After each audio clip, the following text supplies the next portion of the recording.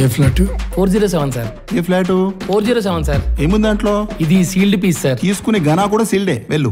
రాజా రాజాధి రాజా మార్తాండ తేజ. మీకు తెలిసిన మంచి సంబంధాలు ఉంటే చెప్పండి, నా క్యాష్ ఫీలింగ్ కూడా లేదు.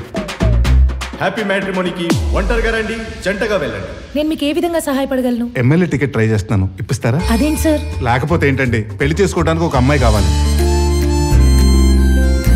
మీకు ఎలాంటి అమ్మాయి కావాలి సార్? జాబ్ చేసే అమ్మాయి అయితే బెటర్ అండి.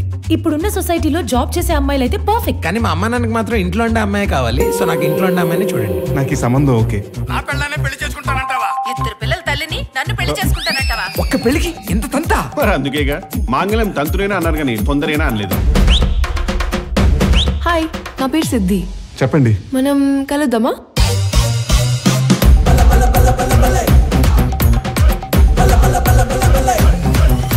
ఈ అమ్మాయితో ఈ అమ్మాయితో దేవుడు నీకు వరం ఇచ్చి పెళ్లి చేస్తాడు. నేను ఇప్పటి వరకు 200 పెళ్లిలు చేయించాను. ఎందుకు? మీ పంతులు గారా?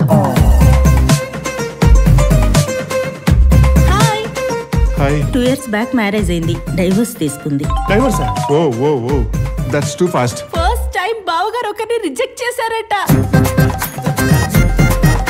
ఏదైనా గుంట కరెక్ట్ అయితే మెడలో కట్టేద్దామని ఇదిగో పుస్తులతో వేసుకొని తిరుగుతానయ్యా. ఏడంట్రో ఇంత కరువులో ఉన్నాడు. ఓ పక్కన 49 సంబంధాలు చూసినా పెళ్ళి అవ్వక 50 సంబంధం సెట్ అవుతుందా లేదా నేను టెన్షన్ పెడుతుంటే పిల్లల్ని బెదిరిస్తావేట్రా?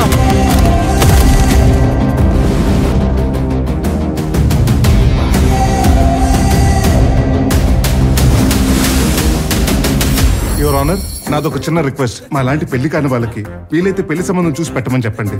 పెళ్ళెప్పుడు దొబ్బే వాళ్ళని ఒక కొత్త సెక్షన్ పెట్టి లోపల వేయించండి please. For more updates, like, comment, subscribe to our channel. Hey darlings, గంటని click చేయడం మర్చిపోకండి.